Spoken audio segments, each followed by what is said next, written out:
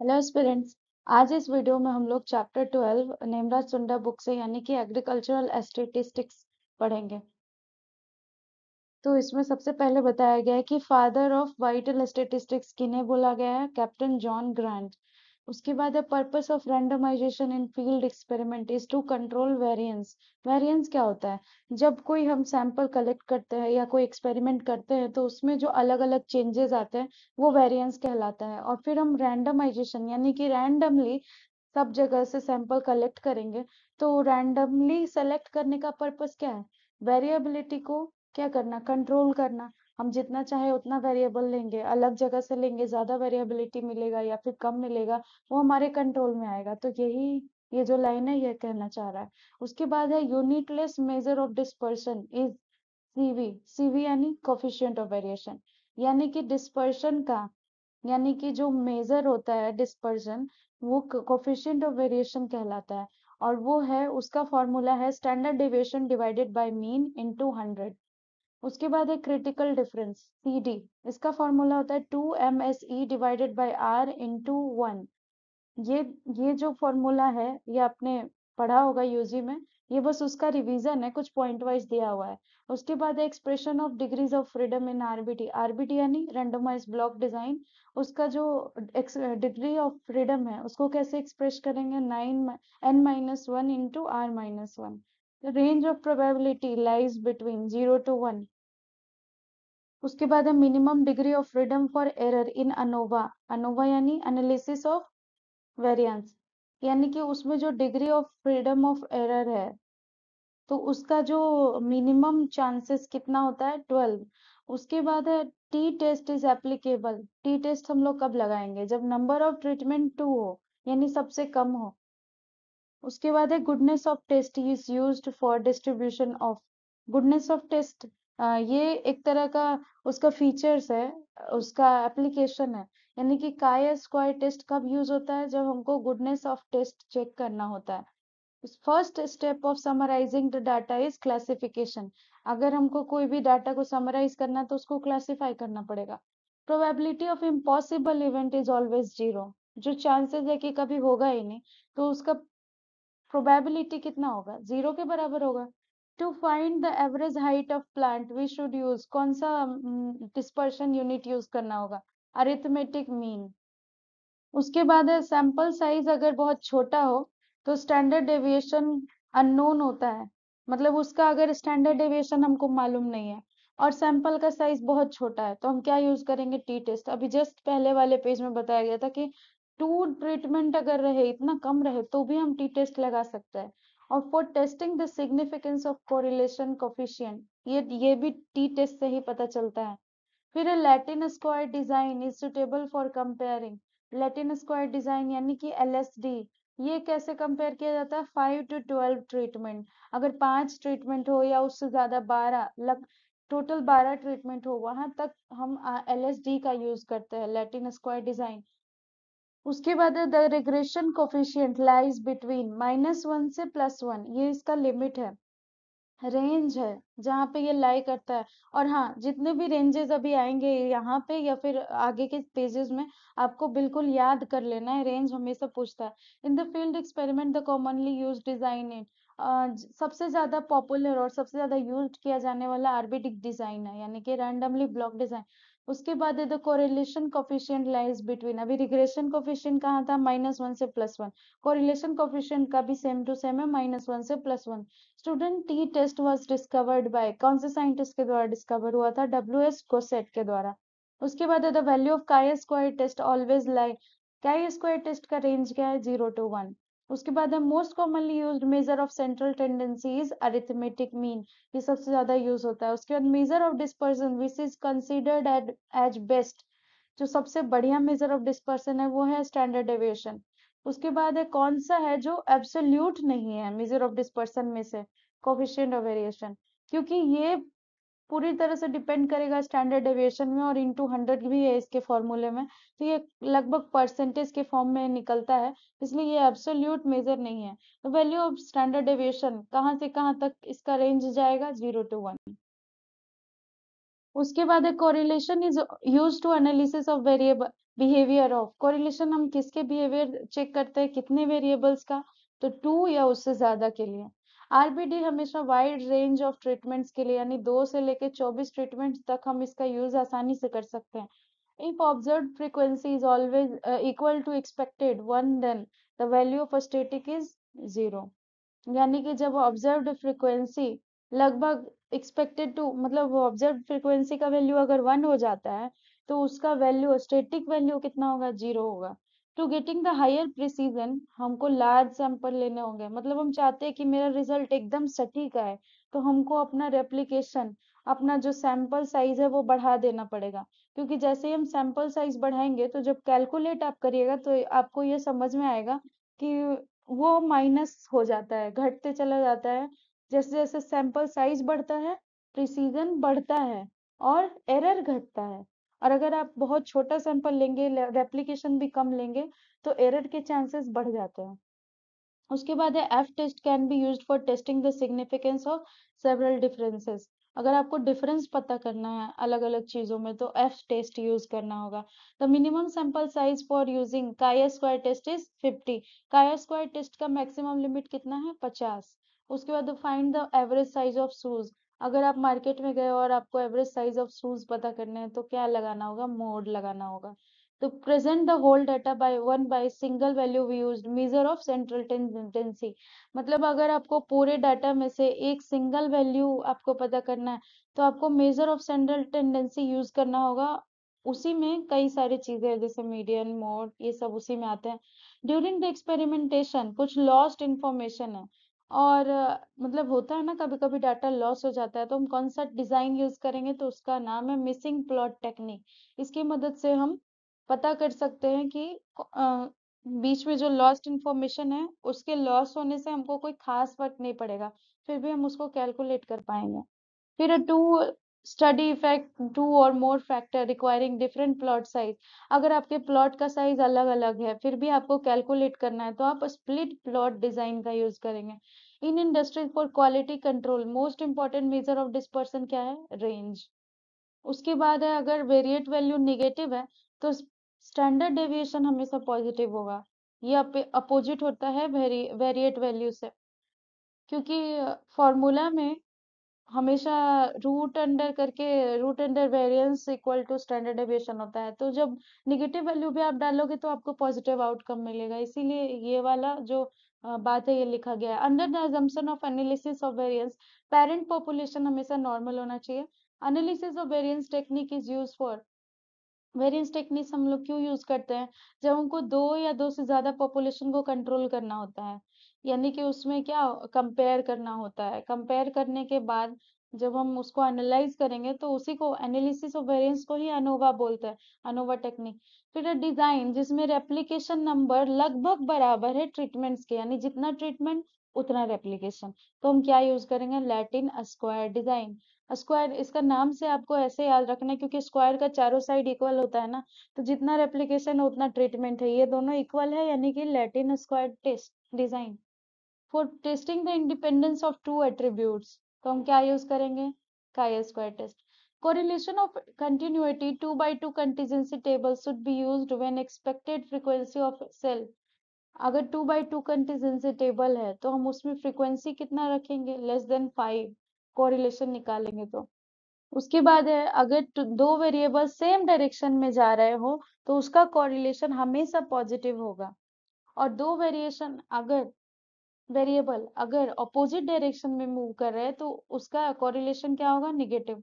In case of perfect negative correlation the coefficient क्या होगा, -1। Probability, ये सब चीजें है ना आपको याद होनी चाहिए, ऑब्जेक्टिव में आता है। Probability of any event is a number lying between, कहाँ से कहाँ तक लाई करेगा, 0 to 1। लेकिन ये प्रैक्टिकली कभी 0 नहीं होता है, लेकिन अभी अभी हम लोगों ने पढ़ा था कि जो पॉसिबल ही नहीं है, इम्पॉसिबल इवेंट है, उसका प्रोबेबिलिटी 0 मान लिया जाता है। मानना है बस, वो पॉसिबल है ही नहीं कि ऐसा कुछ हो ही नहीं। तो प्रोबेबिलिटी हमेशा 0 से 1 के बीच में लाई करता है, पर 0 होना थोड़ा प्रैक्टिकली पॉसिबल नहीं है। पर हाँ, हम लोग थ्योरी में लिखते तो जरूर है। In describing the amount of variation in a population measure often used, क्या हम लोग यूज करेंगे, कोफिशिएंट ऑफ वेरिएशन। अगर हमको किसी एक पॉपुलेशन में वेरिएशन का अमाउंट पता करना हो, दो चीजें होती है जब आप ये पूरा स्टेटिस्टिक्स पढ़ रहे हैं। या तो आप पॉपुलेशन को स्टडी करेंगे या तो आप सैंपल को स्टडी करेंगे, और दोनों के फॉर्मूले में n-1 का डिफरेंस होता है। अभी इतना डिटेल में नहीं जाना है, लेकिन सैंपल अलग होता है और पॉपुलेशन अलग होता है, ये बात याद रखनी होगी। तो यहाँ पे बोल रहा है कि हमको अमाउंट ऑफ वेरिएशन पता करना है पॉपुलेशन के अंदर में, तो हम क्या यूज कर रहे हैं, कोफिशिएंट ऑफ वेरिएशन। अगर फर्टिलिटी वेरिएशन है फील्ड में दो डायरेक्शन में, राइट एंगल मतलब 90 डिग्री पे हम पता कर रहे हैं कि हमारा लैंड कितना फर्टाइल है, यहाँ से एक सैंपल ले लिया, फिर यहाँ से 90 डिग्री बनाते हुए अलग में एक सैंपल ले लिया, तो हमको कौन सा यूज करना होगा design, LSD, Latin square design. क्योंकि इसमें क्या होता है ना, ये बिल्कुल स्क्वायर की तरह बिहेव करता है, इसमें ट्रीटमेंट्स और रेप्लिकेशन का नंबर इक्वल होता है, साथ ही साथ 90 डिग्री भी होता है एंगल्स में, इसीलिए एलएसडी यूज करेंगे। अरिथमेटिक मीन बहुत कॉमनली यूज होता है सभी ऑब्जर्वेशन के बेसिस पे। अगर हमको होमोजेनिटी पता करना है कोरिलेशन कोफिशिएंट का, तो हम क्या यूज करेंगे, काई स्क्वायर टेस्ट। उसके बाद है to reduce the experimental error with heterogeneous material. अगर हमको एक्सपेरिमेंटल एरर को कम करना है और हमारा जो मटेरियल है वो हेट्रोजीनस है, सब आपस में एक दूसरे से बिल्कुल अलग अलग है, तो हम क्या करेंगे, रेप्लिकेशन को बढ़ा देंगे और लोकल कंट्रोल का यूज करेंगे। उसके बाद है the lack of homogeneity in size of distribution. अगर होमोजीनस नहीं है, आपस में सब डिफरेंट डिफरेंट है और साइज ऑफ डिस्ट्रीब्यूशन भी अलग है, तो उसको क्या बोलेंगे, वो एक मेजर हो गया कि वो डिस्पर्सन है, मतलब उसका वो उसमें वेरिएबिलिटी आ रही है, वो एक तरह का डिस्पर्सन है। और मेजर ऑफ डिस्पर्सन जो कि फ्लक्चुएशन, अगर सैंपल को आप अलग अलग कर रहे हैं तो उसका मेजर ऑफ डिस्पर्सन भी अलग अलग हो रहा है, बदल रहा है, तो उस चीज को बोलेंगे स्टैंडर्ड डेविएशन। उसके बाद अगला लाइन बता रहा है कि अगर कर्टोसिस है डिस्ट्रीब्यूशन का, तो वो लेस देन 3 होना चाहिए, और अगर वो लेस देन 3 है तो उस तरह के कर्व को प्लेटिकटिक कर्व बोलेंगे। और ये 3 तरह का होता है, आगे हम लोग पढ़ेंगे। उसके बाद the number of independent constant in the set of observation. अगर इंडिपेंडेंट कांस्टेंट है पूरे ऑब्जर्वेशन में, तो उसको बोलेंगे डिग्री ऑफ फ्रीडम। और जब भी हम लोग डिजाइन कैलकुलेट करते हैं, डिजाइन पढ़ते हैं सैम्पलिंग में, तो डिग्री ऑफ फ्रीडम हमको सबका जानना होता है कि अगर वो इंडिपेंडेंट होगा तो उसका डिग्री ऑफ फ्रीडम क्या होगा। इसका कैलकुलेट करने का फॉर्मूला सबको याद होना चाहिए, क्योंकि ये पूछता ही है। तो test whether theory fits well in the practical can be judged by. अगर प्रैक्टिकल में कोई थ्योरी अच्छे से फिट हो रहा है कि नहीं, goodness of fit, goodness of fitness, ये काय स्क्वायर टेस्ट की प्रॉपर्टी है, तो इसको हमेशा याद रखना। For testing a single proportion of population test when sample size अगर बहुत बड़ा है, जब सैंपल साइज बहुत छोटा था तो हम लोग टी टेस्ट यूज कर रहे थे, और सैंपल साइज बहुत बड़ा होगा तो हम जेड टेस्ट यूज करेंगे। उसके बाद correlation between price and demand, ये एक एग्जांपल लिया है कि अगर प्राइस है कोई भी चीज का और उसका डिमांड है, पब्लिक में डिमांड कितनी है, तो वो हमेशा कोरिलेशन उसका क्या आएगा, नेगेटिव आएगा। उसके बाद है स्टेटिस्टिक्स है क्या, यहाँ से स्टार्ट हो गया थ्योरी पार्ट, अभी वन वर्ड वाला सब खत्म हो गया। स्टेटिस्टिक्स वो चीज है जो कि फैक्ट्स को बताती है, अगर मार्केट में मल्टीप्ली उसके काउजेस क्या है, वो उसको न्यूमेरिकली हम एक्सप्रेस कैसे करेंगे किसी भी चीज को, और उसका एस्टिमेशन कैसे लगाएंगे कि वो एकदम एक्यूरेट कैलकुलेट हो, वो भी सिस्टमेटिक मैनर में। तो ये सारी चीजों जो जिस चीज के जिस ब्रांच के अंदर स्टडी की जाती है, वही है स्टेटिस्टिक्स। ये उसका डेफिनेशन हो गया इसका। उसके बाद है वेरिएबल। वेरिएबल क्या है, वेरिएबल वो चीज है जो हमेशा डिफरेंट वैल्यू पे अलग अलग फेनोमेना में अलग अलग होता है, यानी कि rainfall records, birth, death rates, etc., ये एग्जांपल दिया है वेरिएबल का, क्योंकि ये हमेशा चेंज होते रहेगा। एक दो चीजें होती है मैथ्स में, वेरिएबल और कांस्टेंट। कांस्टेंट कभी नहीं बदलता है, पर वेरिएबल हमेशा बदलते रहता है। वेरिएबल यहाँ पे बताया कि दो तरह से बदल सकता है, एक है कंटिन्यूअस वेरिएबल, एक है डिस्क्रीट वेरिएबल। कंटिन्यूअस वो होता है ना जो हमेशा एक सर्टेन रेंज के बाद बढ़ता है, जिसको हम अंदाजा लगा सकते हैं कि इस रेट से ये बढ़ रहा है। लेकिन डिस्क्रीट वेरिएबल वो है जो इंटीजर वैल्यू के साथ बढ़ता है, हम कभी उसको पता नहीं कर सकते कि वो किस रेट से बढ़ रहा है या क्या है। अब वेरिएट क्या है, अगर एक सिंगल ऑब्जर्वेशन हमको लेना है, यानी कि वेरिएबल का सिंगुलर फॉर्म है ये वेरिएट। ओके, फिर सेंट्रल टेंडेंसी क्या है, इतने देर से सेंट्रल सेंट्रल बोल रहे हैं, तो फिर अगर हमको एक वेरिएट है उसका वैल्यू निकालना है जो कि पूरे सीरीज में डिस्ट्रीब्यूट हो रहा है, तो हम सेंट्रल टेंडेंसी का यूज करते हैं। और मेजरमेंट इसको मेजर किस किस तरह से करेंगे, तो पहला है अरिथमेटिक मीन, दूसरा है मीडियन, तीसरा है मोड। इन इन तीन चीजों का, और अगले पेज में एक हार्मोनिक मीन वगैरह भी दिया है। तो ये सारी चीजों के मदद से हम पता लगाते हैं कि जो हम सैंपल को इकट्ठा करके लाए हैं वो किस तरह से चेंज हो रहा है।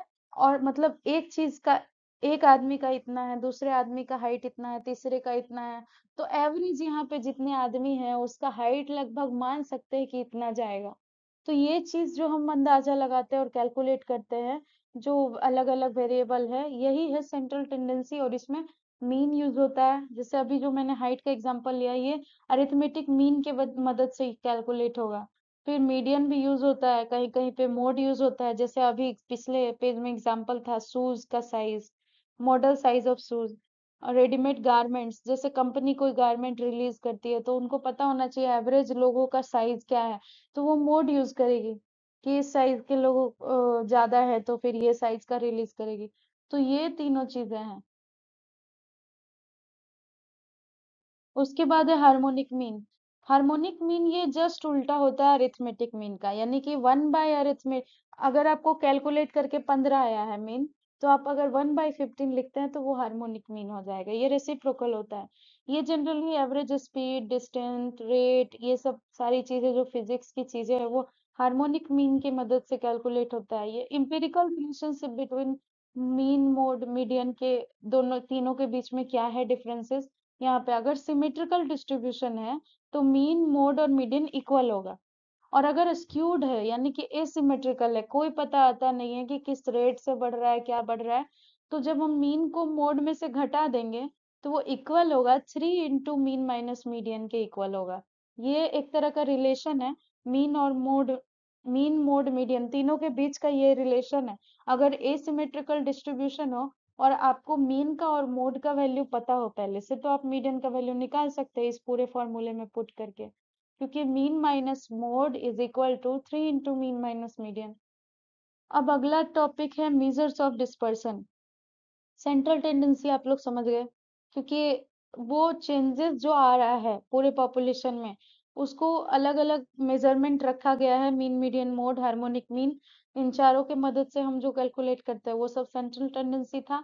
अब है डिस्पर्शन, यानी कि एक वेरिएबल है उसमें वेरिएशन आ रहा है लेकिन सेंट्रल वैल्यू के वजह से आ रहा है, कोई एक पर्टिकुलर वैल्यू है जिसकी वजह से कुछ चेंजेस आ रहा है।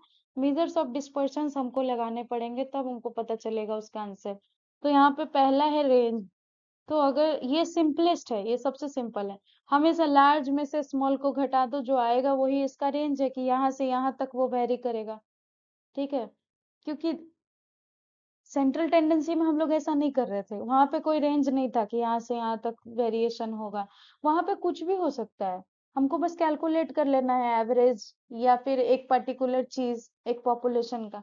पर यहाँ पे ऐसा नहीं है, यहाँ पे है कि एक रेंज है, एक लार्जेस्ट माइनस स्मॉलेस्ट, ये रेंज, ये नंबर मेजरमेंट ऑफ डिस्पर्शन में आता है। उसका अलग अलग प्रॉपर्टी है कि कोफिशिएंट अगर हमको निकालना है तो लार्ज माइनस स्मॉल करते हैं, और क्वार्टाइल रेंज अगर निकालना है तो थर्ड माइनस वन करेंगे। कोफिशिएंट ऑफ क्वार्टाइल रेंज तो third plus one divided by third minus one, अच्छा यहाँ पे मिसप्रिंट है, third minus one divided by third plus one होगा ये फॉर्मूला। उसके बाद है सेकंड मेजरमेंट ऑफ डिस्पर्सन है मीन डेफिएशन, यानी कि मीन जितना उसका मीन आना चाहिए था वहां से वो कितना डेविएट किया है। और ये पता लगाने के लिए हमको क्या करना होगा, X I minus X divided by N. X I का मतलब हो गया कि आपका जो, आपने जो सैंपल कलेक्ट किया है, और एक्स एक मीन वैल्यू है, और डिवाइडेड बाय एन यानी कि टोटल नंबर ऑफ ऑब्जर्वेशन। उसके बाद है स्टैंडर्ड डेविएशन, ये तीसरा फॉर्मेट है मेजरमेंट ऑफ डिस्पर्शन का। इस ये है रूट मीन स्क्वायर डेविएशन भी इसको बोलते हैं, और ये स्क्वायर रूट होता है अरिथमेटिक मीन के। इसका एक डेफिनेशन ये भी है, कार्ल पियर्सन साहब के द्वारा दिया गया था 1823 में, और ये ग्रीक वर्ड सिग्मा से डिनोट होता है। इसका फॉर्मूला होता है रूट अंडर वेरिएंस। ये सबसे ज्यादा कॉमन और पॉपुलर और सबसे बढ़िया तरीका है मेजरमेंट को पता करने का, डिस्पर्शन को पता करने का कि हमारा जो सैंपल है वो कितना डिस्पर्स हुआ है। उसके बाद है वेरिएंस। अभी root under variance standard deviation होता है, तो पहले वेरिएंस तो पता चलना चाहिए। तो ये जो वेरिएंस है ये आर ए फिशर साहब के द्वारा दिया गया था। Square root of standard deviation को वेरिएंस बोलते हैं, यानी कि स्क्वायर रूट नहीं होगा यहाँ पे होना चाहिए आपका स्क्वायर ऑफ स्टैंडर्ड डेविएशन, ये रूट नहीं होगा।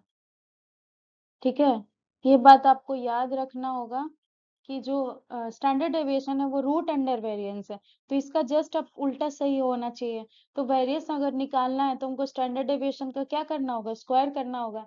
तो वेरिएंस का डिफिनीशन में ये होगा, square of standard deviation is called variance. ठीक है, उसके बाद है रिलेटिव मेजर ऑफ डिस्पर्शन। अभी तक हम लोग मेजर ऑफ डिस्पर्शन पढ़ रहे थे, अब रिलेटिव, यानी कि एक सैंपल है वो डिस्पर्स हो रहा है, अब एक और सैंपल है वो डिस्पर्स हो रहा है, अब दोनों के बीच का रिलेटिव डिस्पर्सन कितना है। तो ये सबसे पहला अमाउंट है कोफिशिएंट ऑफ वेरिएशन। ये निकालते, ये कार्ल पियर्सन साहब के द्वारा दिया गया था और ये जनरली रिलेटिव वेरिएशन पता करने के लिए होता है। इसका फॉर्मूला होता है mean divided by standard deviation divided by mean. ठीक है, उसके बाद स्टैंडर्ड डेविएशन को हम परसेंट ऑफ मीन, अगर स्टैंडर्ड डेविएशन को अगर हम परसेंटेज ऑफ मीन के स्टाइल में लिखते हैं तो वो होता है कोफिशिएंट ऑफ वेरिएशन। और परसेंटेज करने के लिए हमको क्या करना होगा, मल्टीप्लाई बाय 100 करना होगा, यानी कि जो कोफिशिएंट है वो परसेंटेज के फॉर्मेट में लिखा हुआ होगा। अगर सीबी का वैल्यू ज्यादा आता है, यानी कि ज्यादा वेरिएबल है, होमोजेनिटी कम है, बहुत ज्यादा चेंजेस आ रहे हैं, और अगर सीबी वैल्यू कम है यानी कि ज्यादा चेंजेस नहीं है, हमारा सैंपल साइज होमोजीनियस है। उसके बाद है second, standard error of mean. Standard error of mean क्या हुआ, standard deviation of sampling distribution of mean, यानी कि जो सैम्पलिंग डिस्ट्रीब्यूशन है उसका हमने मीन कैलकुलेट कर लिया और उसका स्टैंडर्ड डेविएशन कैलकुलेट कर लिया, तो उस दोनों के रिलेशन से जो आया वही है स्टैंडर्ड एरर ऑफ मीन, यानी उसमें एरर कितना है, उसमें मिस्टेक कितनी है। ये आइडिया बताता है कि वेरिएबिलिटी कितना है हमारे डाटा में, हमारे सैंपल में। उसके बाद एक नया टर्म है मोमेंट। मोमेंट का फॉर्मूला होता है फोर्स इनटू डिस्टेंस। ये जो है स्टेटिस्टिक्स में क्यों यूज हो रहा है, ये तो फिजिक्स का चीज है, स्टेटिस्टिक्स में इसका बहुत बड़ा रोल है। जब हमको सेंट्रल टेंडेंसी पता करना है तो उसको हम म्यू 1 से डिनोट करते हैं। म्यू का मतलब हो गया मोमेंट, हम एक तरह से मोमेंट को ही ले रहे हैं अलग अलग सिंबल में। और जब भी हम कोई सैंपल का स्टडी करते हैं तो उसको म्यू 1 म्यू 2 म्यू 3 म्यू 4 ये चार चीज तो कैलकुलेट कर ही लेते हैं ताकि हमको पता चल जाए। तो सेंट्रल टेंडेंसी को म्यू 1 से डिनोट करेंगे, वेरिएंस को म्यू 2 से, स्क्यूनेस को म्यू 3 से और कर्टोसिस को म्यू 4 से। अगर हमारा डिस्ट्रीब्यूशन सिमेट्रिकल है तो ऑड मोमेंट्स यानी कि 1, 3 और 5 हमेशा 0 होगा, क्योंकि पॉजिटिव डेविएशन और निगेटिव डेविएशन सिमेट्री में एग्जैक्टली बैलेंस बना देता है, मतलब जितना पॉजिटिवली हुआ उतना ही निगेटिवली हो गया, तो वो तो आपस में बैलेंस होके 0 हो जाएगा ना, तो ऑड वाला हमेशा 0 हो जाता है। ये सिमेट्रिकल के लिए था। और अभी तक ऐसा हुआ है कि सिमेट्रिकल हमको बहुत रेयर ही मिलता है। जब भी हम सैंपल लेते हैं तो हम कोई रिसर्च करते हैं तो उसमें जरूरी नहीं है कि हमारा जो डिस्ट्रीब्यूशन हो वो सिमेट्रिकल ही हो। अब यहाँ पे बताया रॉ मोमेंट और सेंट्रल मोमेंट के बीच का अंतर। रॉ मोमेंट को हम म्यू डैश आर से डिनोट करते हैं और सेंट्रल मोमेंट को या सेंट्रल मीन को म्यू आर से। कैलकुलेट किसी भी पॉइंट पे हम रो मोमेंट निकाल सकते हैं, लेकिन सेंट्रल मोमेंट और सेंट्रल मीन को हमेशा मीन के मदद से निकालना पड़ेगा और इसमें ज्यादा टाइम लगता है। फर्स्ट रो मोमेंट जो है ना A = 0 पे हम कैलकुलेट कर सकते हैं और वो मीन के बराबर होता है, लेकिन अगर फर्स्ट सेंट्रल मोमेंट निकालना है तो वो हमेशा 0 होगा। रॉ मोमेंट को हम किसी भी ओरिजिन के वजह से चेंज कर सकते हैं, लेकिन सेंट्रल मोमेंट को हम ओरिजिन के बेसिस पे चेंज नहीं कर सकते हैं, क्योंकि वो कब कैलकुलेट होता है, मीन के बेसिस पे, यानी कि पूरे सैंपल को हमको लेके चलना होगा। नोट में क्या लिखा हुआ है कि जब कैलकुलेट करते हैं सेंट्रल मोमेंट तो हमको टाइम ज्यादा लगता है, इसीलिए मीन कभी भी होल नंबर में नहीं आता है या फिर कोई दिक्कत आ गया तो हम सबसे पहले रॉ मोमेंट कैलकुलेट कर लेते हैं और तब जाके सेंट्रल मोमेंट कैलकुलेट करते हैं, उसी का मदद लेकर, रॉ मोमेंट का मदद लेकर सेंट्रल मोमेंट कैलकुलेट करते हैं, ये चीज है। तो रॉ मोमेंट कैलकुलेट करने के लिए हमको एक फॉर्मूला है, मीन को हम अगर ए मान लेते हैं तो ये फॉर्मूला दिया गया है, म्यू डैश आर होना चाहिए यहाँ पे भी मिसप्रिंट है, म्यू डैश आर, अभी जस्ट हमने पढ़ा है। रॉ मोमेंट को म्यू डैश आर से डिनोट करते हैं, तो होगा 1/कैपिटल N Fi xi माइनस ए होल का पावर आर, ठीक है। और सेंट्रल मोमेंट है आर्थ मोमेंट, क्योंकि हमको ये लास्ट में निकालना होगा, और मीन अगर एक्स मान लेते हैं तो फिर ये सेंट्रल मोमेंट को कैसे निकालेंगे, 1/n into F I X I minus X whole का पावर आर। तो वैल्यू ऑफ म्यू नॉट को ही तो रॉ मोमेंट बोल रहे हैं, पहले जीरो पे कैलकुलेट करना है, तो मान लेते हैं जीरो, तो आर का वैल्यू कितना हो गया, जीरो। तो किसी भी चीज का पावर अगर जीरो करते तो वो 1 के बराबर होता है, तो इसीलिए अगर हम जीरो सेंट्रल मोमेंट निकालेंगे तो उसका वैल्यू हमेशा 1 आएगा। उसके बाद फर्स्ट सेंट्रल मोमेंट निकालेंगे तो ये पावर की जगह पे क्या आ जाएगा, जीरो की जगह 1, तो किसी भी चीज का पावर 1 होता है। तो यहाँ पे जो फर्स्ट सेंट्रल ऑफ मोमेंट है वो जीरो हो जाएगा, क्योंकि किसी भी चीज का पावर 1 जीरो के बराबर होता है। और ये रॉ मोमेंट जीरो नहीं होगा, क्योंकि रॉ मोमेंट तो सबसे पहले वाला ही था। तो फर्स्ट सेंट्रल मोमेंट को यानी कि म्यू 1 को हम मीन के बराबर मानते हैं, सेकेंड सेंट्रल मोमेंट को हम मेजर्स ऑफ डिस्पर्शन के बराबर मानते हैं, थर्ड वाले को हम मानते हैं कि वो स्क्यूनिस बताएगा, और म्यू 4 का वैल्यू हम कर्टोसिस के बराबर मानते हैं। तो इस सबका फॉर्मूला सेम टू सेम है, बस पावर का डिफरेंस है। जब फर्स्ट निकालेंगे तो पावर 1 होगा, सेकंड निकालेंगे पावर 2 होगा, थर्ड निकालेंगे पावर 3, और फोर्थ निकालेंगे तो पावर 4 होगा, बाकी फॉर्मूला सिमिलर है। उसके बाद है स्क्यूनेस। अभी आपने दो वर्ड देखा, स्क्यूनेस और कर्टोसिस, यहाँ हम लोग उसके बारे में जानेंगे। ये टू टाइप का फ्रीक्वेंसी डिस्ट्रीब्यूशन होता है, या तो सिमेट्रिकल होगा या तो एसिमेट्रिकल होगा। तो सिमेट्रिकल के लिए मीन, मीडियन, मोड और तीनों क्या होंगे, इक्वल होंगे। और एसिमेट्रिकल में तीनों बराबर नहीं होगा, क्वार्टाइल भी आपस में मीडियन से इक्वी डिस्टेंस मतलब बराबर दूरी पर नहीं होंगे। Q3 minus median, median minus Q1, ये फॉर्मूला होगा, उसको डिवाइडेड बाय यहाँ होना चाहिए बीच में, ये फॉर्मूला होगा। उसके बाद कर्व जो है एक साइड ज्यादा झुके हुई होगी, इंक्लाइंड होगी, और सम ऑफ पॉजिटिव डेविएशन जो है मीडियन का, वो कभी भी इक्वल नहीं होगा सम ऑफ निगेटिव डेविएशन के। यानी कि पॉजिटिव वाले के मीडियंस को ऐड करेंगे तो वो निगेटिव वाले मीडियंस को ऐड करने के बराबर कभी नहीं होगा। तो स्क्यूनेस है क्या एग्जैक्टली स्क्यूनेस है कि हमें जो फ्रीक्वेंसी डिस्ट्रीब्यूशन मिला है उसमें सिमेट्रिसिटी है या नहीं है, ये हम पता करते हैं, और ये ग्राफ से ज्यादा क्लियर होता है। तो इसको डिनोट करने के लिए हम गामा 1 यानी कि B1 को दोनों में से किसी भी एक सिंबल का यूज करते हैं। तो ये जो आप ग्राफ देख रहे हैं ऊपर वाला ग्राफ, ये स्क्यूनेस का ग्राफ है। अगर पॉजिटिवली स्क्यूड ग्राफ होता है तो मोड जो है वो मीन से ज्यादा होता है, वैल्यू मीडियन मतलब मीन का वैल्यू सबसे कम होगा। ये पॉजिटिवली स्क्यूड ग्राफ है। सिमेट्रिकल डिस्ट्रीब्यूशन होगा तो मीन, मीडियन, मोड तीनों इक्वल हैं, इसी पॉइंट पे लाई करेंगे। और जो निगेटिवली स्क्यूड ग्राफ होगा उसमें मीन का वैल्यू कम तो है, पर मीडियन और मोड जो है पॉजिटिवली आगे बढ़ेंगे, मतलब ज्यादा तो होंगे पर पॉजिटिवली, इसमें निगेटिवली।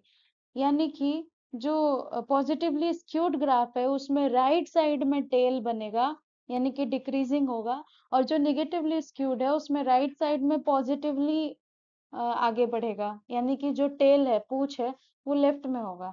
ये चीज आपको याद रखनी होगी। और नीचे वाला ग्राफ कर्टोसिस का है, आगे मैं कर्टोसिस बताने वाली हूँ। इसमें बताना है कि जो वैल्यू होता है वो 3 होता है, या तो 3 से ज्यादा, या तो 3 से कम, या तो इक्वल टू 3। तो जो मेसोकर्टिक है इसका 3 के बराबर है, लेप्टोकर्टिक यानी कि इसका हाइट वो ज्यादा है, वो 3 से ज्यादा होगा वैल्यू। और अगर 3 से कम है वैल्यू तो उसको प्लेटिकर्टिक ग्राफ बोलेंगे, सबसे नीचे लाई करेगा। तो ये हाइट बताता है कि कर्टोसिस में वैल्यू क्या है ग्राफ की, सिमेट्रिसिटी में। तो उसके बाद स्क्यूनेस में दो तरह का अभी जस्ट मैंने ग्राफ दिखाया, positively skewed, negatively skewed. Positively skewed में मीन जो है वैल्यू मीडियन, मोड से ज्यादा हो, क्योंकि अभी जस्ट मैंने बताया निगेटिव होगा उसमें, बाकी की दोनों चीजें बढ़ेगा लेकिन निगेटिवली। तो निगेटिव में कोई भी वैल्यू ज्यादा होती है यानी कि वो बहुत ज्यादा छोटी है, तो और निगेटिव में ऐसा है कि मोड ज्यादा है, मीडियन ज्यादा है, मीन सबसे कम है, क्योंकि पॉजिटिवली इंक्रीज कर रहा था। राइट साइड में क्या था, ग्राफ बढ़ रहा था, पूछ था लेफ्ट में निगेटिव वाले में। तो आपको ये चीज याद रखना होगा कि किस साइड में उसका टेल था, longer tail right hand side positively skewed, negative में लेफ्ट हैंड साइड में क्या होगा, टेल होगा।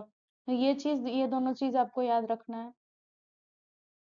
उसके बाद है मेजर्स। तो प्रोफेसर कार्ल पियर्सन ने कोफिशिएंट ऑफ स्क्यूनेस दिया था, उसको निकालने के लिए हमको mean minus mode divided by standard deviation ये फॉर्मूला यूज करेंगे। और अगर मोमेंट्स के हिसाब से देखा जाए तो स्क्यूनेस को गामा वन बोलेंगे, जिसका वैल्यू है म्यू थ्री का square divided by mu two का क्यूब, या फिर गामा वन को हम root plus minus root under beta one से निकाल सकते हैं। और कर्टोसिस को गामा टू मानेंगे तो mu four divided by mu two का स्क्वायर। गामा टू मतलब कि स्क्यूनेस और कर्टोसिस के बीच का क्या रिलेशन है, तो gamma two is equal to beta two minus three. तो सिमेट्रिकल अगर डिस्ट्रीब्यूशन है तो गामा वन जीरो होगा, बीटा टू थ्री होगा, थ्री के बराबर, और स्क्यूनेस जीरो होगा।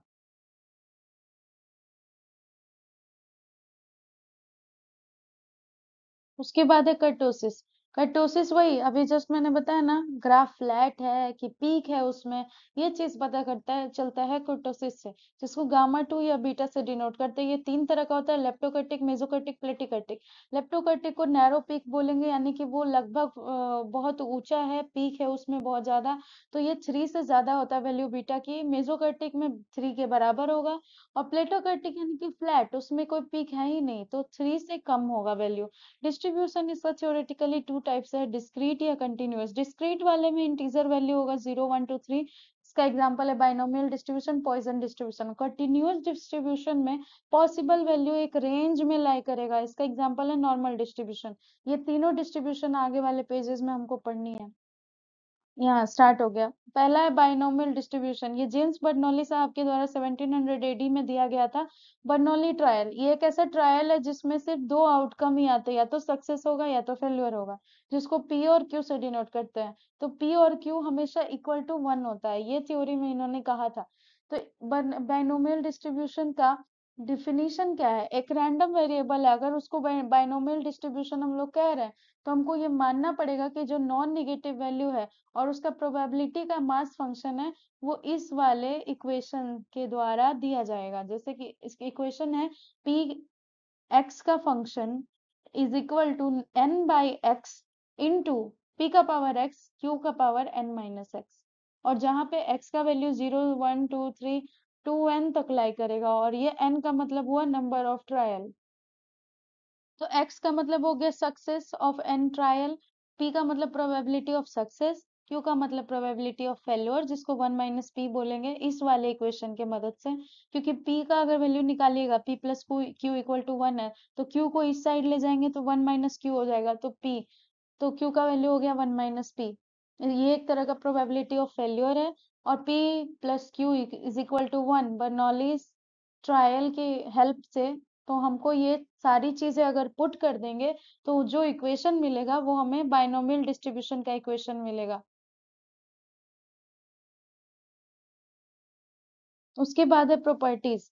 बाइनोमियल डिस्ट्रीब्यूशन की प्रॉपर्टी क्या क्या है, तो हम अभी पढ़े थे कि mu one mu two mu three mu four, ये चार वैल्यू हमें पता होनी चाहिए। तो अरिथमेटिक मीन जो बाइनोमियल डिस्ट्रीब्यूशन की होगी वो होगी N into P, variance N P Q, skewness N P Q into Q minus P, और कर्टोसिस होगा N P Q into three P Q into N minus two plus one.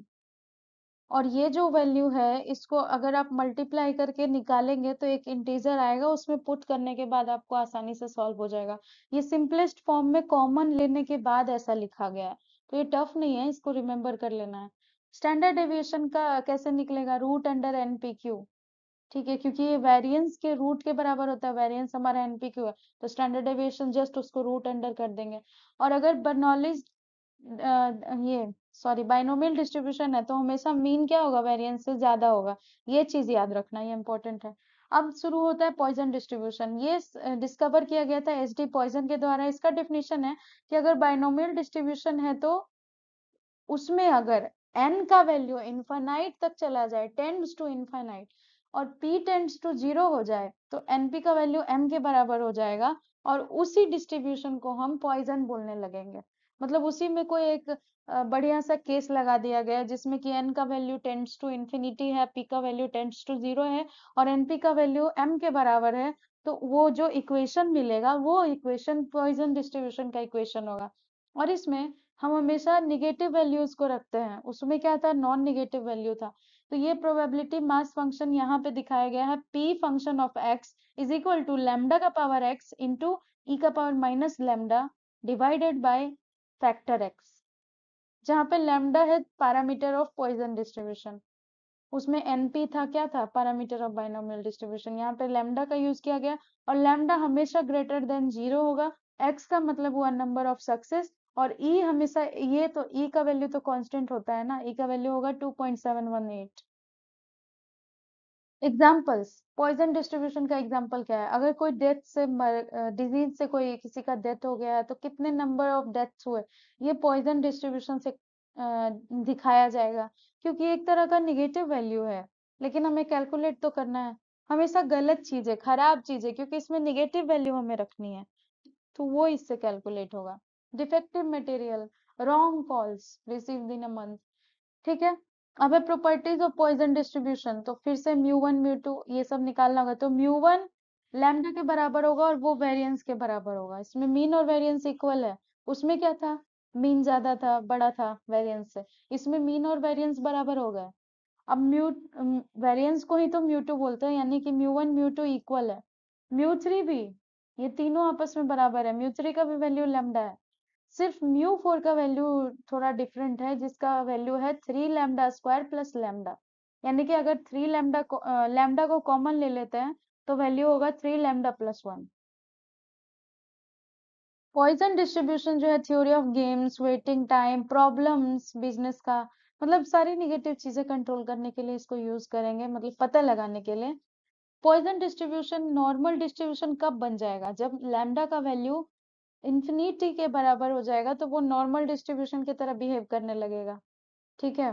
Coefficient of Poisson distribution क्या होगा, स्क्वीनेस 1/लैम्डा और kurtosis 3 + 1/लैम्डा, ये सारे values आपको याद रखना होगा। उसके बाद है नॉर्मल डिस्ट्रीब्यूशन, ये दिया गया था डी मोवरे के द्वारा 1733 में, इसको गाउसियन डिस्ट्रीब्यूशन भी बोलते हैं। इसका फॉर्मूला क्या है, इसका डेफिनेशन क्या है, एक रैंडम वेरिएबल x है जिसको नॉर्मल डिस्ट्रीब्यूशन कब बोलेंगे, अगर उसमें पैरामीटर्स लगा दिया जाए कि मीन और वेरिएंस और साथ ही साथ प्रोबेबिलिटी डेंसिटी फंक्शन, तो उसका एक इक्वेशन तैयार होगा, वो है p function of x is equal to e का power -1/2 into x plus minus mu divided by sigma का whole square divided by sigma √2 lambda, ये होगा, ये पूरा एक इक्वेशन अगर मिल रहा है तो हम उसको क्या बोलेंगे, normal distribution. Properties of normal distribution क्या क्या है, the curve of normal distribution हमेशा बेल शेपेड में होगा, इस तरह से बेल के शेप में होगा, इस तरह से जाएगा, और सिमेट्रिकल होता है, मीन अगर बीच बीच का वैल्यू मीन रखते हैं तो इधर का पार्ट और इधर का पार्ट बिल्कुल सिमेट्रिकल होगा। इसमें मीन मीडियन मोड तीनों इक्वल होते हैं, क्वार्टाइल्स इक्वी डिस्टेंट होते हैं मीडियन से, तो Q3 minus Q2 is equal to Q2 minus Q1। हम लोग क्या कर रहे थे, जब उसमें था क्वार्टाइल रेंज निकाल रहे थे तो डिवाइड कर रहे थे इन दोनों को, लेकिन इसमें डिवाइड करने का जरूरत नहीं है, ये इक्वी डिस्टेंट है। Coefficient of skewness normal distribution में हमेशा 0 होता है, कोफिशिएंट ऑफ कर्टोसिस 3 के बराबर होता है, range of normal distribution minus infinity से प्लस इंफिनिटी, प्रैक्टिकल रेंज इसका 6 लैम्डा के बराबर होता है अगर प्रैक्टिकली देखा जाए तो। मीन डेविएशन मीन के अबाउट 4/5 लैम्डा होगा, और क्वार्टाइल डेविएशन 2/3 लैम्डा होगा। उसके बाद इंपॉर्टेंस, नॉर्मल डिस्ट्रीब्यूशन का क्या इंपॉर्टेंस है, लार्ज एप्लीकेशन है इसका स्टेटिस्टिक्स में कंट्रोल करने के लिए, और सारे इंडस्ट्रीज में कंट्रोल लिमिट में इसका ही इसी का यूज होता है, ये था इसका इंपॉर्टेंस। उसके बाद अब स्टार्ट होता है नया टॉपिक, कोरिलेशन। कोरिलेशन क्या है, ये एक ऐसा रिलेशन है जो कि दो वेरिएबल के बीच के रिलेशन की स्टडी को बताता है।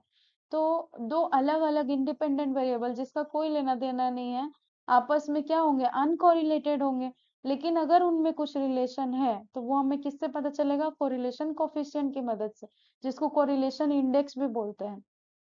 और कोरिलेशन का रेंज कहाँ से कहाँ तक होगा? +1 से -1 तक लाई करेगा। दो तरह के कोरिलेशन होता है। पॉजिटिव, मतलब अलग अलग बेसिस पे इसको डिवाइड किया गया है। तो पहला है पॉजिटिव नेगेटिव। तो पॉजिटिव उसको बोलेंगे जो कि वेरिएबल्स हमेशा सेम डायरेक्शन में वेरी कर रहा है, यानी अगर इंक्रीज कर रहा है तो इंक्रीज ही कर रहा है, अगर डिक्रीज कर रहा है तो डिक्रीज ही कर रहा है। और एक है कि एक वेरिएबल इधर जा रहा है और एक वेरिएबल इधर जा रहा है, तो दोनों के बीच का जो रिलेशन होगा वो हमेशा निगेटिव होगा। तो इसलिए निगेटिव दो टाइप के हो गए, एक तो पॉजिटिव कोरिलेशन, दूसरे हो गए निगेटिव कोरिलेशन। अब दूसरा बेसिस है सिंपल, पार्शियल और मल्टीपल। पहला बेसिस था पॉजिटिविटी और निगेटिविटी डायरेक्शन के बेसिस पे। दूसरा बेसिस है सिंपल, या तो वेरिएबल क्या होंगे? सिंपल होंगे, या तो उसमें कुछ ना कुछ आधा पार्शियल कुछ रिलेशन होगा। मोर देन, अगर दो से ज्यादा वेरिएबल है तो हम उसको पार्शियल कोरिलेशन की कैटेगरी में रखेंगे, अगर वो एक दूसरे को इन्फ्लुएंस कर रहे हैं बहुत ज्यादा। ठीक है, कुछ ना कुछ असर पड़ रहा है एक दूसरे के ऊपर। और मल्टीपल कोरिलेशंस क्या हो गया? 3 या उससे भी ज्यादा, सबको एक साथ हमको स्टडी करना है तो हम मल्टीपल कोरिलेशंस बोलेंगे। ये हो गया आपके नंबर के बेसिस पे। अब है तीसरा जो बेसिस है उसमें लीनियर और नॉन लीनियर के बेसिस पे रखा गया है। यानी कि अगर अमाउंट ऑफ चेंज, एक वेरिएबल जो है कांस्टेंट रेशियो के हिसाब से, मतलब एक कांस्टेंट रेशियो होगा ना जिससे हम कंपेयर करेंगे, तो उसके हिसाब से जो उसके अमाउंट में चेंज है वो लीनियर तरीके से लगातार सेम रेट से बढ़ रहा है तो उसको लीनियर कोरिलेशन बोलेंगे। लेकिन अगर कांस्टेंट रेट नहीं है, उसका अमाउंट ऑफ चेंज हमेशा लगातार बदल रहा है, तो उसको नॉन लीनियर कोरिलेशन बोलेंगे। और प्रैक्टिकल सिचुएशन में नॉन रिलेशनशिप वेरिएबल्स ही होते हैं, कोई भी चीज का फिक्स थोड़ी है कि हर साल इतना ही बढ़ेगा, ऐसा कुछ नहीं है। तो एब्सेंस ऑफ एनी, अगर कोई रिलेशन ही नहीं है दोनों के बीच में तो कोरिलेशन कोफिशिएंट 0 हो जाता है। सिंपल है। अगर रिलेटेड है तो कोई ना कोई वैल्यू तो जरूर होगा, इसीलिए इसका रेंज आपको याद रखना होगा। अब अगला टॉपिक है रिग्रेशन। रिग्रेशन पहली बार सर फ्रांसिस गल्टन साहब के द्वारा यूज किया गया था 1877 में। रिग्रेशन एनालिसिस एक मैथमेटिकल एवरेज रिलेशनशिप है दो या दो से ज्यादा वेरिएबल्स के बीच में। ये रिलेशन कभी लीनियर या नॉन लीनियर हो सकता है।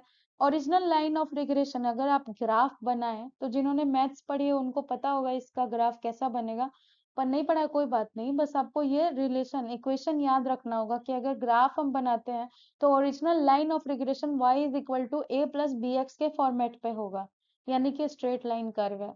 ये स्ट्रेट लाइन कर्व है, ए का वैल्यू हमेशा कांस्टेंट होगा और x क्या है? वेरिएबल है जिसमें कांस्टेंट का मल्टीप्लिकेशन है। तो ये जो इक्वेशन है ये स्ट्रेट लाइन का इक्वेशन है, यानी कि ओरिजिनल लाइन ऑफ रिग्रेशन कैसा होगा? Straight line. और इसका रेंज प्लस इंफिनिटी से माइनस इंफिनिटी। यहाँ तक रिग्रेशन के बारे में इतना ही लिखा हुआ है। यहाँ से नया टॉपिक है ट्रांसफॉर्मेशन ऑफ डाटा, यानी कि हम डाटा को कैसे ट्रांसफॉर्म करेंगे। अगर डाटा जो है नॉर्मल डिस्ट्रीब्यूशन को फॉलो नहीं कर रहा है और उसको हमको नए वेरिएट के हिसाब से हमको अरेंज करना है, तो हम उसको क्या करेंगे? एफ एफ जो है फंक्शन ऑफ एक्स को नॉर्मल छोड़ देंगे और बाकी का डिस्ट्रीब्यूशन हमको इंडिपेंडेंटली मीन और वेरिएंस के बेसिस पे अरेंज करना पड़ेगा। तो वो जो बदलाव आएगा डाटा में उसको ट्रांसफॉर्मेशन ऑफ डाटा बोलते हैं। ये दो तरह के होते हैं, पहला तीन तरह के होते हैं। पहला है स्क्वायर रूट ट्रांसफॉर्मेशन। इसमें क्या करते हैं हम लोग? वैल्यूज को 0 से 10 तक बढ़ने देते हैं और पॉइजन डिस्ट्रीब्यूशन अगर हमारा डाटा जो है वो फॉलो कर रहा है तो हम इसको परसेंटेज ऑफ डाटा के फॉर्म में सारे वैल्यूज को लगभग 80% से ज्यादा तक अरेंज करने का कोशिश करते हैं। तो ट्रांसफॉर्म करने के बाद रूट एक्स आता है। फिर है लॉगरिथमिक ट्रांसफॉर्मेशन, इसमें हम लोग लॉग के फॉर्म में उसको अरेंज कर देते हैं। अगर काउंटेबल डाटा है लेकिन बड़ा है, वैल्यूज बहुत बड़े हैं, तो हम ट्रांसफॉर्मेशन किस फॉर्म में करेंगे? लॉग लगा देंगे उसमें, लॉग फंक्शन ऑफ एक्स या फिर log function of x plus 1। तीसरा है एंगुलर या आर्कसीन ट्रांसफॉर्मेशन। ये बाइनोमियल डिस्ट्रीब्यूशन के फॉर्मेट में अगर मेरा डाटा है तो डाटा को हम परसेंटेज या काउंट वैल्यूज के बेसिस पे चेंज करेंगे और साइन फंक्शन बना देंगे उसको। तो sign is equal to p/100 के फॉर्म में उसको हम डिग्रीज के फॉर्म में चेंज कर देंगे। यानी कि हमारा कोई भी डाटा है, हम डिस्ट्रीब्यूशन देख लिए, सब कुछ कैलकुलेट कर लिए, हमको उसको बदल के कुछ और वैल्यू में दिखाना है, हमको डिग्रीज में दिखाना है सर्कल फॉर्म में, तो हम क्या करेंगे, एंगुलर वाला ट्रांसफॉर्म कर देंगे। अगर हमको लॉग के फॉर्म में दिखाना है तो लॉगरिथमिक ट्रांसफॉर्मेशन कर देंगे। अगर हमको रूट के फॉर्म में दिखाना है, कभी कभी होता है कुछ मशीन्स में कैलकुलेशन के लिए हमको डाटा को बदलना पड़ता है किसी और रूप में, तो बस बदल देंगे। ये सिंपल है, ये सोचने में लग रहा है कि अरे बदलना होगा, लेकिन जब आप कैलकुलेट करेंगे तो ये इजी है। 3 तरह के होते हैं, आपको ध्यान में रखना है बस, और तीनों का पता होना चाहिए कि एक का रूट एक्स है, एक में लॉग लगाते हैं और एक में साइन लगाते हैं बस। उसके बाद है हाइपोथेसिस। हाइपोथेसिस क्या होता है, हम कुछ भी चीज को मान लेते हैं ना, एक चीज मान लेते हैं कि ये है, तो ये हमारा हाइपोथेसिस हो गया। तो इसमें हम मैथमेटिकल फॉर्म में इसको दो तरह से माना गया है, एक तो नल हाइपोथेसिस और दूसरा अल्टरनेटिव हाइपोथेसिस। नल हाइपोथेसिस उसको बोलेंगे कि कुछ पैरामीटर, मतलब जो हमने माना था वो रिजेक्ट हो गया टेस्ट करने के बाद, मतलब जो हमने माना था वो गलत था, तो उसको नल हाइपोथेसिस बोलेंगे। ये आर ए फिशर साहब के द्वारा दिया गया था और इसको एच नॉट से डिनोट करते हैं। अल्टरनेटिव हाइपोथेसिस क्या होगा, ये नल हाइपोथेसिस के जस्ट उल्टा है, यानी कि आपने जो सोचा वो पॉसिबल हो गया, ऐसा कुछ। ठीक है। उसके बाद टाइप्स ऑफ एरर, हमने जो सोचा था या हमने जो अभी तक सारा डाटा, फंक्शन सब कुछ कैलकुलेट किया, सैंपलिंग किया, उसमें कुछ तो मिस्टेक हुआ होगा। अब वो मिस्टेक दो तरह के होते हैं, टाइप 1 एरर और टाइप 2 एरर। टाइप 1 को अल्फा से डिनोट करेंगे और टाइप 2 को बीटा से। टाइप 1 में क्या होता है ना, रिजेक्टिंग एच नॉट, मतलब जो स्टार्टिंग में होना चाहिए था उसको रिजेक्ट कर दिए, जबकि वो ट्रू है, और एच वन को एक्सेप्ट कर लिए, वो फॉल्स है फिर भी, मतलब जो गलत था उसको हमने मान लिया कि वो सही है, और जो सही था उसको हमने गलत मान लिया, तो वो टाइप 1 एरर हुआ। और टाइप 2 एरर में ऐसा होता है ना कि एच नॉट गलत था तो उसको रिजेक्ट कर दिए, और H not H one true है, मतलब कंफ्यूज नहीं होना है, मैं आराम से समझा रही हूँ। टू वाले एरर में क्या करते हैं ना हम लोग, एच नॉट को एक्सेप्ट करते हैं। ठीक है, एक चीज याद रखिए, एच वन और एच टू दोनों आप याद रखेंगे तो कंफ्यूज होंगे। हमेशा याद रखिए, टाइप 2 एरर में हम एच नॉट को एक्सेप्ट कर लेते हैं और टाइप 1 में रिजेक्ट करते हैं। तो जब टाइप 1 में हम उसको रिजेक्ट कर रहे थे तो वो सही था, फिर भी हम रिजेक्ट कर दिए, और टाइप 2 में क्या किया, उसको एक्सेप्ट कर लिए जबकि वो गलत है। तो यही बस दोनों में डिफरेंस है, और दोनों एक दूसरे के अपोजिट है। तो ये दोनों एरर्स आपको याद रखने होंगे, और जो एच नॉट के साथ हम कर रहे हैं वो उसके जस्ट उल्टा हम एच वन के साथ करेंगे, क्योंकि किसी एक को ही तो एक्सेप्ट करेंगे ना हम लोग। जब एक्सेप्ट कर लिए एच नॉट को तो ऑब्वियस बात है एच वन को हम रिजेक्ट कर देंगे। ठीक है, किसी एक को ही ना एक्सेप्ट कर सकते हैं।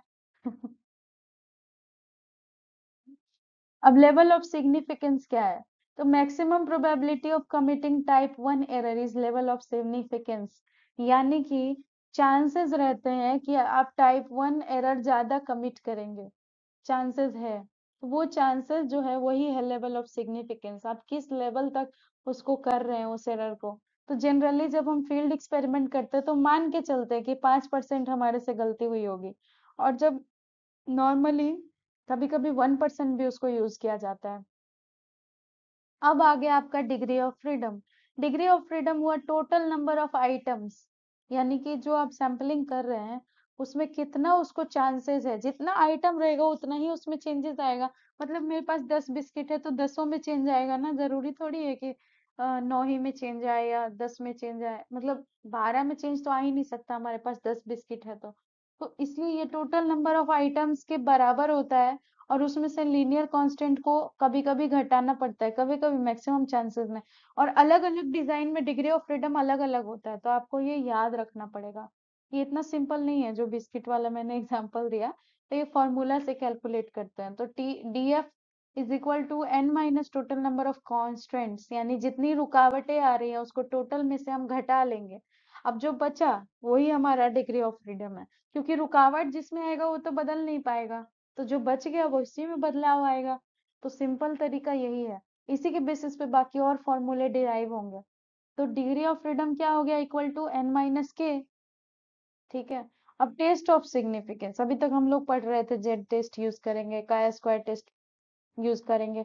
तो अब उन सब का मतलब क्या क्या है कि का स्क्वायर टेस्ट क्या है। सबसे पहला यही दिया हुआ है, ये कार्ल पियर्सन साहब के द्वारा दिया गया था 1900 में। ये यूज करते हैं हम लोग नॉन पैरामीट्रिक क्वालिटेटिव डाटा के लिए, मेंडेलियन पॉपुलेशन जेनेटिक्स। यानी कि जो मेंडल साहब किसी एक पॉपुलेशन पे स्टडी करते थे, उस तरह की पॉपुलेशन की अगर हमको स्टडी करनी है तो हम काय स्क्वायर टेस्ट यूज करेंगे, क्योंकि हम इसमें fit, goodness of fit check करते हैं। काय स्क्वायर टेस्ट की प्रॉपर्टी है, इसका रेंज 0 से इनफाइनाइट तक है और इसको काई से डिनोट करते हैं, इसीलिए इसका नाम है काई स्क्वायर। तो chi square is equal to O I, यानी कि ऑब्जर्व्ड माइनस ई का मतलब एक्सपेरिमेंट जो किए थे, तो ऑब्जर्व्ड माइनस एक्सपेरिमेंट का whole square divided by experimentation, ये उसका फॉर्मूला हो गया। उसके बाद है कंडीशंस, किस किस कंडीशन में हम काय स्क्वायर टेस्ट का यूज करेंगे। अगर टोटल सैंपल नंबर 50 है या उससे ज्यादा है तो हम काय स्क्वायर टेस्ट का यूज करेंगे। और एक्सपेक्टेड फ्रीक्वेंसी जो है ईच और एवरी क्लास का 5 से कम नहीं होना चाहिए, फ्रीक्वेंसी जो निकालते हैं। तो सैंपल ऑब्जर्वेशन आपस में इंडिपेंडेंट होना चाहिए। अब अप्लाई कहाँ का, अभी हम लोग कितने बार इस बात को बोले हैं, ये पूछता भी है कि काय स्क्वायर टेस्ट से हम क्या पता करते हैं, गुडनेस ऑफ फिट। और हाइपोथेसिस का अगर रेशियो निकालना अलग अलग क्लासेस का, तो भी हम काय स्क्वायर टेस्ट का यूज करेंगे। अगर हमको इंडिपेंडेंस पता करना है कि दो एट्रीब्यूट आपस में कितने इंडिपेंडेंट है या डिपेंडेंट है, तो हम काय स्क्वायर टेस्ट यूज करेंगे। अगर लिंकेज पता करना है तो हम काय स्क्वायर टेस्ट यूज करेंगे। जीन फ्रीक्वेंसीज, मेंडल का नाम आ गया तो आप समझ जाइए जेनेटिक्स में इसका यूज है। Test of significance, difference between two mean अगर हमको निकालना है तो काय स्क्वायर टेस्ट यूज करेंगे। उसके बाद है जेड टेस्ट, ये आर ए फिशर साहब के द्वारा दिया गया था और इसका एक ही सिंपल चीज आपको याद रखना है कि अगर सैंपल साइज 30 से ज्यादा हो तो हम जेड टेस्ट यूज करेंगे, और सबसे ज्यादा नंबर इसी में है student T test. Student T test ये सबसे कम, सबसे छोटा इसी में था। तो सैंपल टेस्ट अगर 30 से बहुत कम हो या दो भी हो तो भी हम टी टेस्ट यूज कर सकते हैं। डब्ल्यू एस गोसेट के द्वारा दिया गया था 1905 में। अब बेसिक प्रिंसिपल क्या है, फील्ड एक्सपेरिमेंटेशन। यहाँ तक आपके टेस्ट वेस्ट सब खत्म होगा, यहाँ से अब स्टार्ट होता है फील्ड एक्सपेरिमेंटेशन। अगर आप एक फील्ड में एक्सपेरिमेंट कर रहे हैं, कोई एक रिसर्च कर रहे हैं, तो आपको कुछ रेप्लिकेशन रखनी होती है। रेप्लिकेशन क्या है, यानी कि आप एक पेड़ है उसमें आप एक पर्टिकुलर केमिकल डाले हैं, तो आप 3 और पेड़ रखिए उसमें भी वही वही सेम केमिकल डालिए, क्योंकि ऐसा चांसेस है कि आपने इसमें केमिकल डाला, बारिश की वजह से इस पे ज्यादा पानी गिर गया। ऐसा तो नहीं होता है, बारिश इक्वल होता है, लेकिन ऐसा हुआ ना कि यहाँ का मिट्टी थोड़ा गड्ढा था, पानी बारिश का पानी थोड़ा जमा हो गया, इस पे अलग इफेक्ट आ गया। लेकिन बाकी 3 में मिट्टी अगर सिमिलर रहा या फिर कुछ अलग रहा, जैसा हमको चाहिए था आइडियल कंडीशन अगर लास्ट वाले पेड़ के पास है और सब में आपने इक्वल ट्रीटमेंट अप्लाई किया है, तो कुछ चेंजेस जो आने चाहिए थे वो आप लास्ट वाले पेड़ से आप ले सकते हैं। अगर आपका डाटा खराब हुआ तो आगे के 2 पेड़ खराब हो गए, 2 पेड़ तो कम से कम आपके पास बचेंगे ना। इसलिए हम लोग क्या करते हैं, रेप्लिकेट कर देते हैं। एक ही ट्रीटमेंट के अलग अलग रेप्लिकेशन रखते हैं, 10 रेप्लिकेशन, 10 पेड़ में सिमिलर ट्रीटमेंट डाल दिया और 10 को स्टडी कर रहे हैं। आप जितने ज्यादा पेड़ की स्टडी करेंगे उतना अच्छा आपको पता चलेगा कि क्या क्या वेरिएबिलिटी आई, क्या क्या चेंजेस आए। इसलिए हम क्या करते हैं, एक्सपेरिमेंटेशन में रेप्लिकेशन रखते हैं। अब आप समझ चुके होंगे रेप्लिकेशन। उसके बाद है रैंडमाइजेशन, यानी कि जो ट्रीटमेंट है वो हम रैंडमली देंगे। मतलब इसमें इसमें जो हम अप्लाई कर रहे हैं, अब हम कोई फिक्स नहीं है कि इसके बाद वाले को ही करेंगे, रैंडमली हम उस फील्ड में कहीं भी करेंगे। तो कुछ ट्रीटमेंट्स में हम ऐसा नहीं करते, पर कुछ में इसका यूज बहुत ज्यादा होता है, हम रैंडमाइजेशन को इंक्रीज कर देते हैं। ह- हम रैंडमली किसी भी फील्ड में किसी भी ट्री को वो ट्रीटमेंट अप्लाई करेंगे, तो वो क्या कहलाएगा, रैंडमाइजेशन। उसके बाद है लोकल कंट्रोल। लोकल कंट्रोल का मतलब वो एक्सपेरिमेंट का जो मटेरियल है उसको हम डिफरेंट ग्रुप ऑफ ब्लॉक्स में बांट देंगे, कि ये मेरा एक ब्लॉक हो गया जिसमें 3 पेड़ है, ये मेरा दूसरा ब्लॉक हो गया इसमें 4 पेड़ है। मतलब मैं एक हम ब्लॉक में बांट दिए हैं उसको, ताकि एरर का चांस कम हो जाए, कम से कम गलती हो हमसे। तो ये क्या करता है, एक्सपेरिमेंट एरर को कम करता है और हमारे सिग्निफिकेंस को पावरफुल बनाता है। तो ये 3 चीज जब आप फील्ड एक्सपेरिमेंट करते हैं तो ये 3 चीज आपको ध्यान में रखनी ही होगी, रेप्लिकेशन, रैंडमाइजेशन और लोकल कंट्रोल। उसके बाद है ट्रीटमेंट। ट्रीटमेंट क्या है, अब एक ऐसा चीज जिसके वजह से आप उसको कंपेयर कर पाएंगे, वही उसका ट्रीटमेंट हुआ। जैसे कि वेराइटीज, या फिर मेन्योर्स, कल्टीवेशन प्रैक्टिसेस। एक में हमने खुरपी से किया, एक में खुरपी नहीं चलाया, उसको ऐसे ही छोड़ दिया, वैसे ही ऑब्जर्व कर रहे हैं। तो एक ट्रीटमेंट हो गया मेरा कि हम इसमें खुरपी चलाए, ये मेरा एक ट्रीटमेंट हो गया। इसमें खुरपी नहीं चलाई, ये मेरा दूसरा ट्रीटमेंट हो गया। तो ट्रीटमेंट वो हुआ जिसकी वजह से आप कंपेयर कर पा रहे हैं चीजों को, और जो अप्लाई कर रहे हैं एक्सपेरिमेंट के दौरान। दूसरा एक अलग डिफिनीशन एक्सपेरिमेंट, सॉरी अलग डिफिनीशन नहीं है, अलग टॉपिक है एक्सपेरिमेंटल यूनिट। अब यूनिट क्या है? जिस चीज के ऊपर आप ट्रीटमेंट अप्लाई कर रहे हैं वही ना आपका यूनिट हुआ, यानी कि जो मटेरियल आप ट्रीटमेंट के लिए यूज कर रहे हैं, जैसे कि एक प्लॉट ऑफ लैंड, एक पेशेंट हॉस्पिटल में, तो ये यूनिट हो गया। जिस चीज के ऊपर आपको एक्सपेरिमेंट करना वो आपका यूनिट हुआ, और जो चीज आप अप्लाई कर रहे हैं वो ट्रीटमेंट हुआ।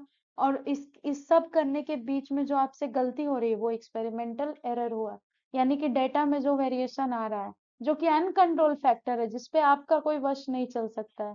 आपके हाथ में था कि आप सिमिलर वैरायटी के पेड़ लगा लिए और तब उसमें ट्रीटमेंट अप्लाई कर रहे हैं, लेकिन बारिश कितनी होगी वो आपके हाथ में नहीं है। वहां की फर्टिलिटी और दूसरे पेड़ की फर्टिलिटी कितनी है ये आपके कंट्रोल में नहीं है। तो कुछ अनकंट्रोल फैक्टर की वजह से जो डाटा में वेरिएशन आया, जो चेंजेस आया, जो आपके कंट्रोल में नहीं है, वो एक्सपेरिमेंटल एरर कहलाता है।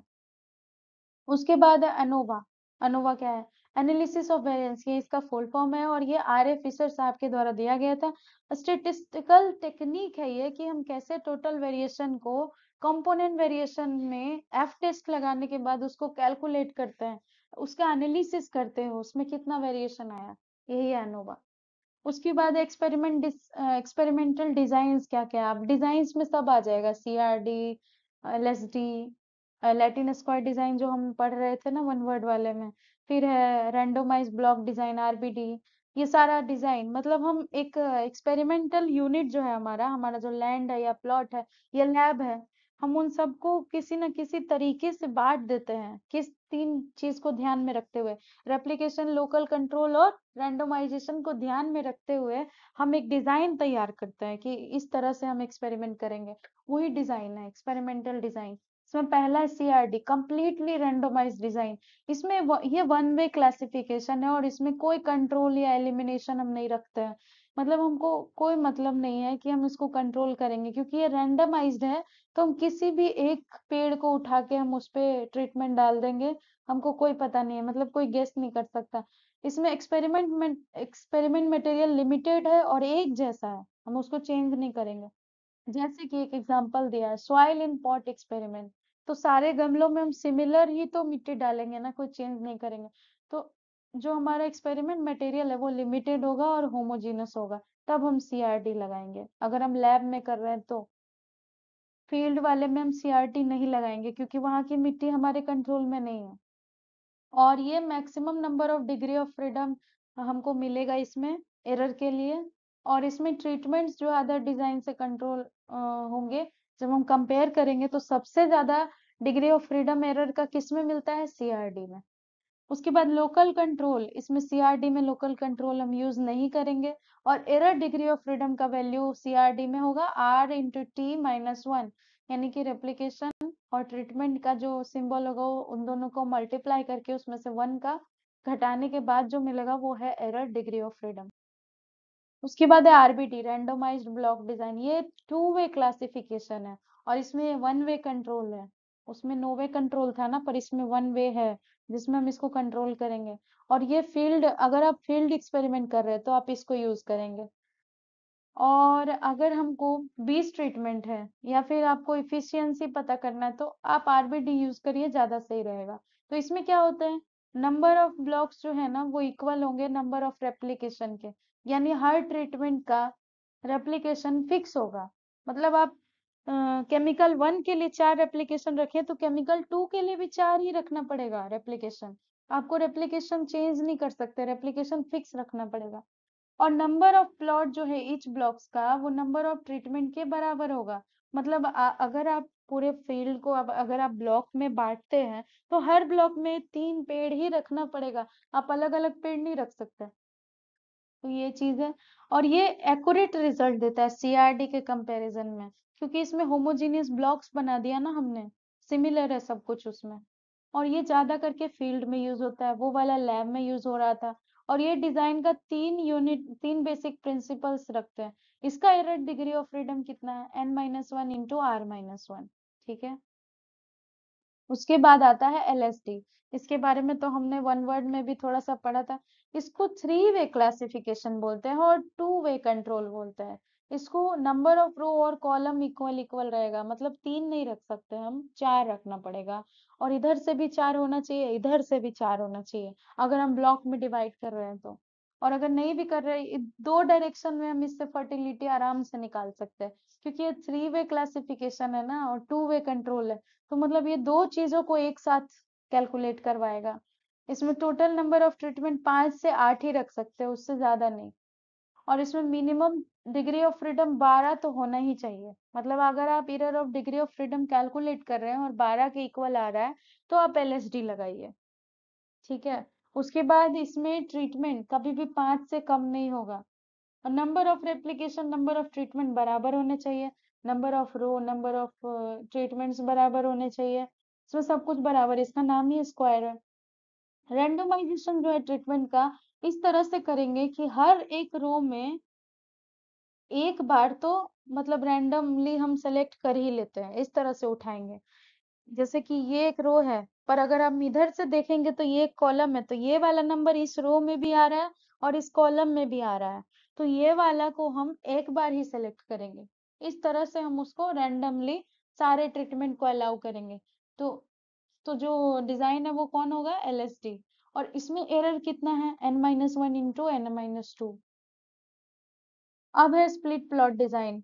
अगर हमको 2 प्लॉट पे स्टडी करनी है, ये वाला प्लॉट और एक और है, तो ये वाला प्लॉट मान लेते हैं रेक्टेंगुलर और दूसरा वाला स्क्वायर है, मतलब आपस में दोनों सिमिलर नहीं है, दोनों अलग अलग टाइप का है। तो हम कौन सा यूज करेंगे, स्प्लिट प्लॉट डिजाइन, यानी कि हम उसको अलग अलग स्प्लिट प्लॉट में बांट देंगे, डिवाइड कर देंगे, और उसके बाद उसके बारे में पता करेंगे। तो फैक्टर्स जो है ना, डिफरेंट नेचर, यानी कि टेस्ट करने के लिए हम सेम एक्सपेरिमेंट का एक फैक्टर या उससे ज्यादा लार्जर फील्ड के लिए यूज कर रहे हैं, मतलब 2 अलग अलग फील्ड में हमको कैलकुलेट करना है, तो हम कौन सा डिजाइन यूज कर रहे हैं, स्प्लिट प्लॉट डिजाइन। इसमें जैसे कि एक एग्जांपल यहाँ पे दिया हुआ है, depth of plugging and nitrogen level. Nitrogen level का डेप्थ ऑफ प्लगिंग से कोई लेना देना नहीं है, लेकिन हमको दोनों पता करना है।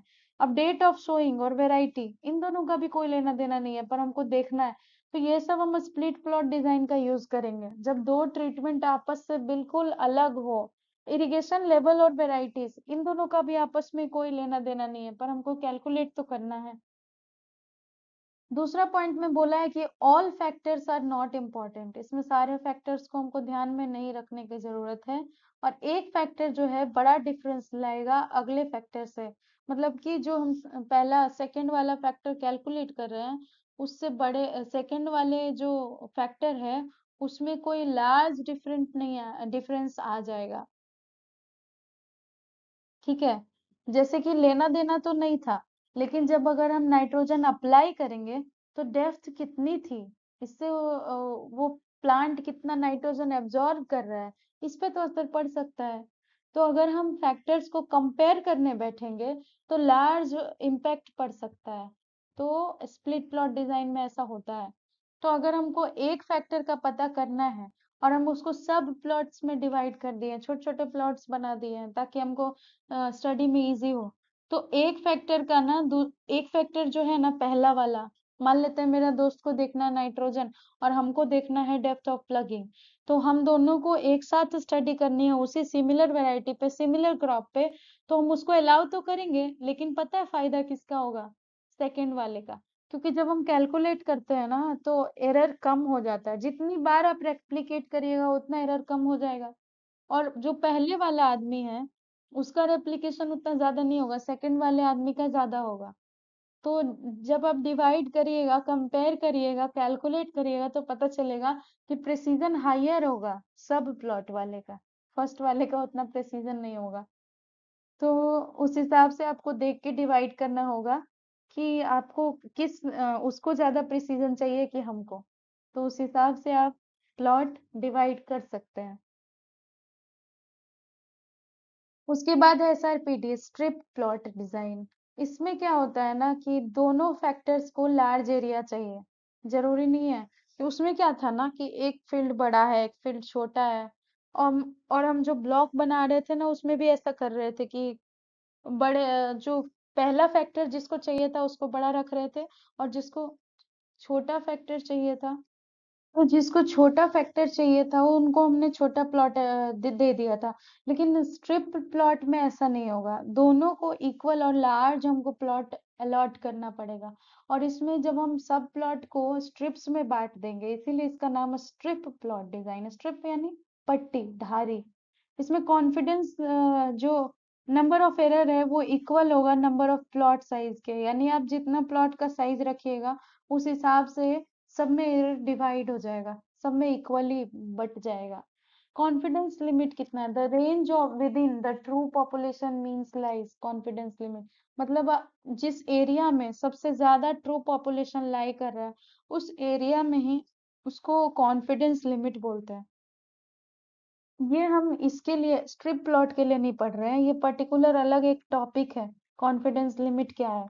तो कॉन्फिडेंस लिमिट जिस एरिया में ज्यादा पॉपुलेशन रह रहा है, जैसे इसके इस एरिया के बाद मान लेते हैं कि जंगल शुरू हो रहा है, उधर तो कोई रह नहीं रहा और हमको इस पॉपुलेशन पे स्टडी करना है, तो इस पूरे कंट्री का कॉन्फिडेंस लिमिट कहाँ होगा? इस बाउंड्री के इधर साइड वाला, क्योंकि पॉपुलेशन हमारी इधर ही लाई कर रही है, तो ये एरिया कॉन्फिडेंस लिमिट कहलाएगी। वो जंगल वाला एरिया जिसमें कोई नहीं रह रहा, उधर तो पॉपुलेशन है ही नहीं, तो कॉन्फिडेंस लिमिट क्या होगा? इधर वाला। ठीक है, आप समझ गए होंगे। उसके बाद है बायोमेट्री। बायोमेट्री एक तरह का स्टेटिस्टिकल कॉन्सेप्ट है, जिससे हम पता करते हैं कि बायोलॉजिकल प्रॉब्लम्स का क्या असर पड़ रहा है स्टेटिस्टिक्स पे। ठीक है, ये बायोमेट्री हो गया। और यहाँ पर स्टेटिस्टिक्स नेमराज सुंडा के अकॉर्डिंग खत्म होता है। आपको कोई दिक्कत होगा तो आप कमेंट्स में बताइएगा, मैं नेक्स्ट वीडियो में उसको कंफ्यूजन को दूर करने की कोशिश करूंगी, क्योंकि स्टेटिस्टिक्स टफ होता है समझने में। और मैं कम्युनिटी पोस्ट पे एसआरपीडी और बाकी सारे डिजाइन्स का जो रफली जो फ्लो चार्ट जैसा होता है, टेबल होता है, वो सब मैं पोस्ट कर दूंगी। तो जो लोग नए लोग देख रहे हैं, please subscribe and press the bell icon. और जो लोग जुड़े हुए हैं तो आगे भी जुड़े रहिए, मैं अगले चैप्टर्स पढ़ाऊंगी, जल्दी ही आएगा वीडियो। बाय।